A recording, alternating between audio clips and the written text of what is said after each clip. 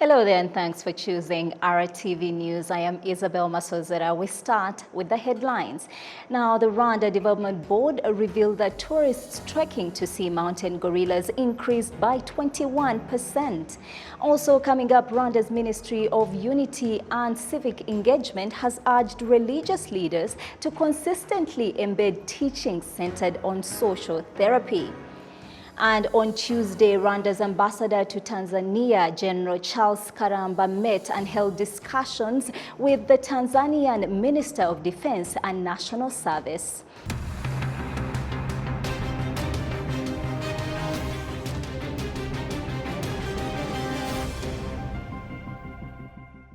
I'm Isabel Masozera. We're glad you chose RTV News. Today we come to you live from our studios in Kigali, Rwanda.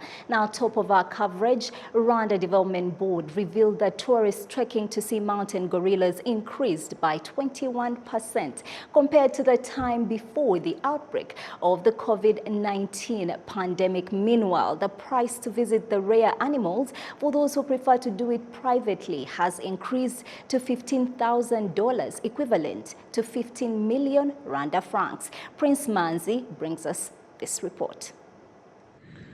In the first 7 months of 2022, tourists entering different countries across the world were 60% of all tourists before the spread of COVID-19, according to the World Economic Forum. The Chief Executive Officer of the Rwanda Development Board, Claire Kamanzi, who is in Davos, Switzerland, for this forum, demonstrated that even in Rwanda, the tourism sector continues to grow at a satisfactory pace, even though the prices for foreigners have increased, where she gave an example of the services of visiting mountain gorillas.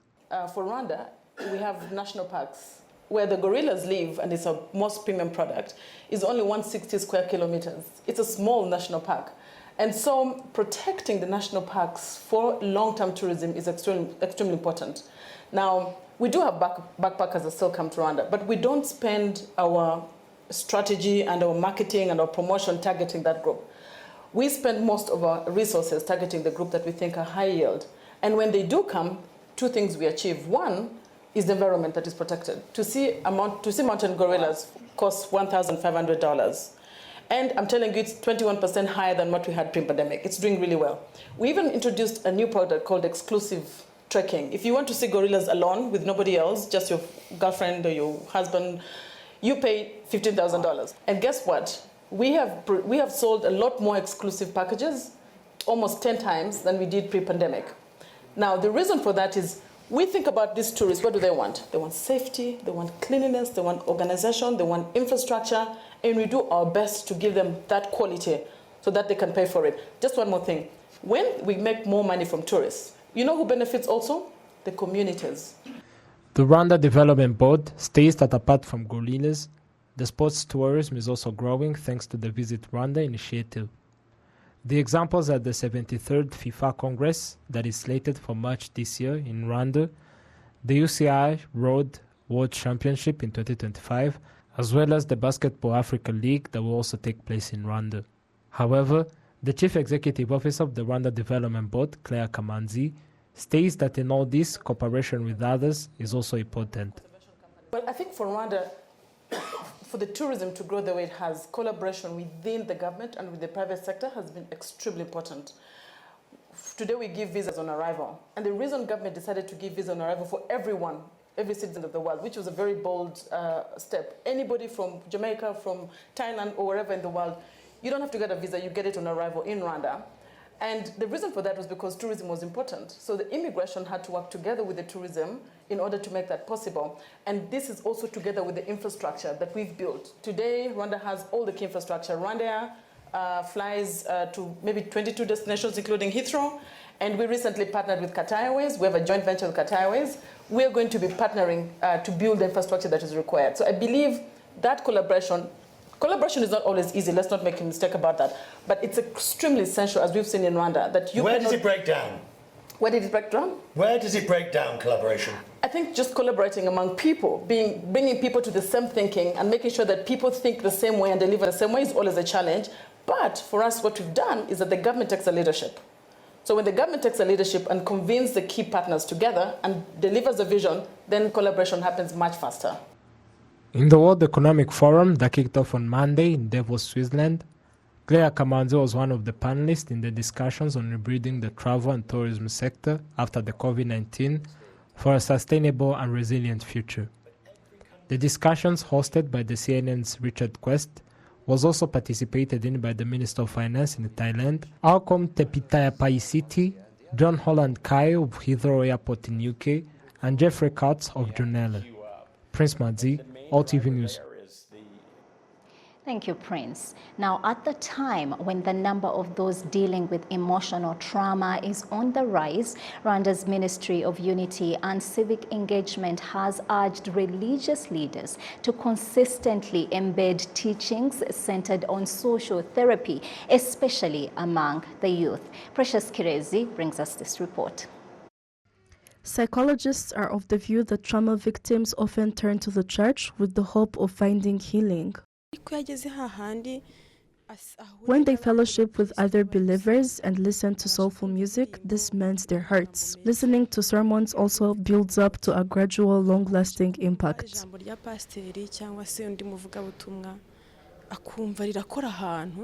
The numbers of those dealing with trauma due to Rwanda's tragic past have significantly increased over time, and it is in that regard that the Ministry of Unity and Civic Engagement has convened religious leaders to discuss their role in the healing process.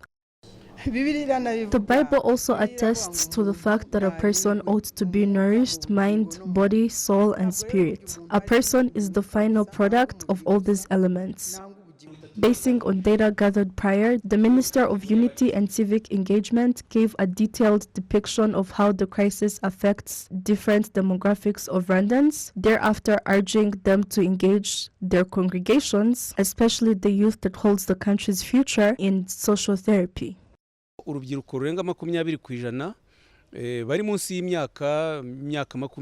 20% of the youth under the age of 20 indulging into drug abuse and excessive drinking is using it as a way of coping with the trauma, which is why we should all come together to help the youth uphold values that will not hinder their education or development.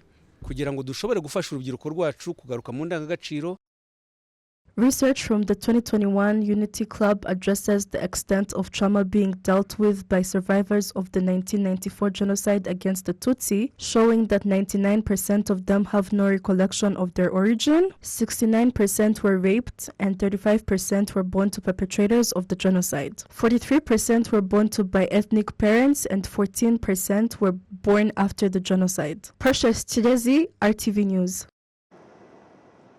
You're still with RTV News. Now, according to experts in the diagnosis and treatment of disorders of the gastrointestinal tract and associated organs, say that early detection gives an opportunity to treat related diseases, including cancer. Olive Wontete unpacks more. At King Faisal Hospital in Kigali, a team of French specialists are treating various patients suffering from disorders affecting the digestive system. Dr. Innocenti Dadamesi, a gastroenterologist, a pathologist, explains the need to seek treatment in time, especially in cancer screening and diagnosis. En général, quand on parle de cancer, when we say cancer, of course, people immediately think of death, but that is not true. Because in oncology, if there's something important, it's the stage of cancer. It is necessary to come see the doctor early. Rapid diagnosis need to be made, and when patients are detected with these diseases earlier, surgery, chemotherapy, endoscopy can be done. Being cured is possible. The word cure is possible if it is still and it's not at a late stage. He continues by explaining that some types of cancers are hereditary and that it's best for people to get screened if they have a family history of the disease. For example, for colon cancer, if you have someone in the family who has already had colon cancer, we know that from the age of 45 or 50, we must do a screening colonoscopy. That is to say, we have to do an examination without any symptom, because it is this examination that prevents the onset of the disease in each cancer. We know the risk factors, that is to say, situations either environmental or dietary, that will favor the onset of cancer. So when you see the doctor, also based on these risk factors, offer exams that make it possible to diagnose early. On the other hand, in this program to treat these patients with these disorders, doctors in internal medicine in Rwanda are also trained about this cutting-edge therapy. Dr. Shikama Felicien, who is in this training program of treating digestive system disorders, exhorts patients to refrain from using medications without a doctor's prescription. When you have pain in your stomach and the pain goes on for more than a year, it is not good. Every time you experience stomach pain, it is good to consult the doctor and find out the real issue, and to avoid further issues that may arise, such as cancer. Especially like vomiting blood. Vomiting blood is a sign that there is an organ that is bleeding, the stomach or even in the throat most of the times. It may be caused by medication that you have been taking. For example, these drugs such as ibuprofen and diclofenac are drugs that people usually use when they are in pain, and even use them even if they are not prescribed by the doctor. But these medicines usually has a lot of consequences, be it on the stomach, kidney, and it can even cause high blood pressure if used for a long time. It is advised to use these medicines only with the doctor's prescription. At the King Faisal Hospital, this program for the diagnosis and treatment of numerous gastrointestinal disorders has been running for 3 years. About 50 patients with these disorders are anticipated to be treated at this hospital in this program of this month. Olive Nete, RTV News. Now moving on Tuesday, Rwanda's ambassador to Tanzania, General Charles Karamba, met and held discussions with the Tanzanian Minister of Defense and National Service, Innocent Bashungwa. The discussions of the two officials focused on subjects of mutual interest for both countries that include military cooperation and regional security matters pertaining to the EAC. Now, Rwanda and Tanzania have been actively pursuing closer military cooperation and stronger ties in other sectors as well. In 2021, the Tanzanian president visited Rwanda and held discussions with her counterpart in Rwanda, after which agreements were signed between the two countries, focusing on migration and immigration, technology, education, and health, to name but a few. In more news, the Chancellery for Heroes National Orders and Decorations of Honor, CHENO, as part of celebrating Heroes Day, which is marked on 1st February annually. Discussions are organized at high schools, universities, and government institutions hinged on unity, Rwandan values, as well as a reminder to always strive to embody the culture of bravery and patriotism. Now, our reporter spoke to Raka Nicholas, Director of Research at CHENO, and started by asking him why they chose those institutions. Icyambere nuko iyo ushaka kugira ngo uhindura abantu akenshi uhindura bakiri bato. First of all, to people, it is easier to change when they are younger because they are the country's hope and future. Education institutions is where most youth are found, and if they are taught these values, there's hope that the country will not be held back. Secondly, in all things the country is defined by culture, and a country with culture is not grounded. Not instilling the culture in them would be problematic in the long run. This agenda concerns all Rwandans in general. If we get lucky and every citizen upholds Rwandan values, especially unity, patriotism, integrity, and being exemplary, the country has a bright future ahead. As the saying goes, the best investment to make is investing in people. The reason we invest in them is for them to have enough knowledge to serve their country. CHENO also says that celebrations will be held across the country at the settlement level alongside competitive games such as volleyball and handball. Now, the year's theme for the 29th edition of Heroes Day is Rwandan patriotism and our self-worth. You're still watching RTV News. Experts advise young people to understand that always thinking about going abroad will not give them the better life that they want because they can work and develop here in Rwanda. Jessica Agasaro explains. Some young people state that some of the reason why they go to search for a life abroad are because there is no job available, or they find that what they studied for is not what they got the job for. The way I see it, the problem related to work, the way to find job is difficult, and even when you find it, you realize they are paying less. So for young people who get the opportunity to go abroad, they go because they think that maybe they'll find a higher salary, especially in the developed countries like America. They immediately think about getting paid in dollars. The youth also says that the way they are taught in school does not open up opportunities for entrepreneurship. Here in Rwanda, there is a curriculum that teaches to be job seekers rather than job creators. They teach us theoretical things rather than teaching us the real thing that make us create job, but they teach us things that will make us find a job.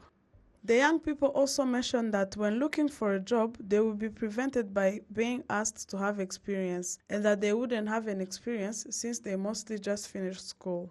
The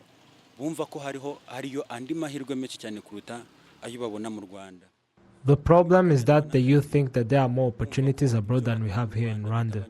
They think that other sectors are better abroad than it is in Rwanda.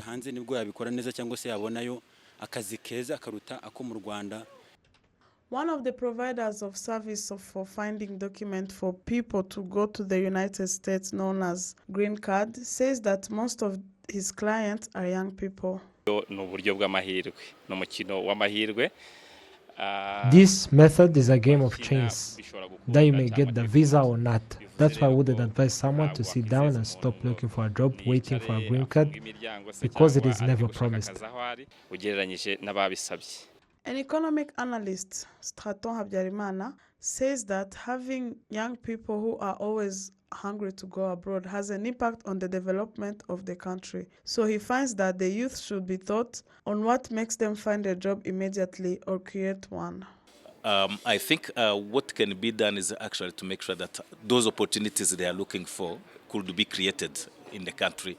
I was talking about access to finance. If really there is a mechanism to ease access to finance for startups, particularly for the youth, that would be a great opportunity to stop the youth from just always dreaming about going abroad to look for greener pastures.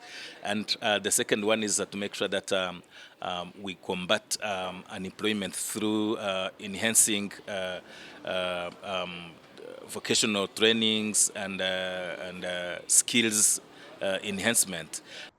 The figures from the National Institute of Statistics shows that in August last year, the population of working age, that is those aged 16 and above, were about 8 million, of whom 3,711,254 were employed and 819,936 were unemployed, and there were also 3,469,591 who were out of labor force.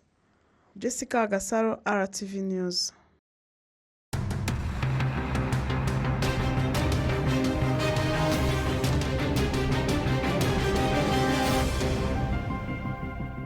We appreciate that you chose RTV News once again. I am Isabel Masozera. Thanks for watching.